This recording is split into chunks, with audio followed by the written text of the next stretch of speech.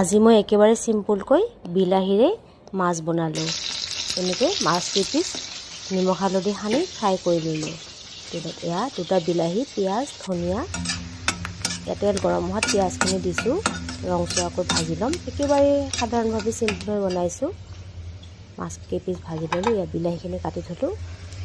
পিঁয়াজখিনি ৰংচোৱা হোৱাত বিলাহীখিনি দি দিলোঁ। ইয়াতে অকণমান টেঙা হ'বৰ কাৰণে টেঙা দি দিছোঁ। তিয়াই থৈ বিলাহীখিনি এনেকৈ সিজোৱাত পানী অকণ দিছোঁ সিজিবলৈ।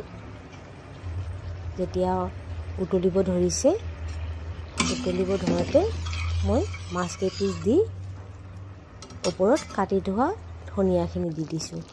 এয়া মোৰ বিলাহীৰে মাছৰ তৰকাৰী হৈ গ'ল। খাবলৈও সোৱাদ লগা হৈছিলে। একেবাৰে সাধাৰণভাৱে আপোনালোকৰ ওচৰতে শ্বেয়াৰ কৰিলোঁ।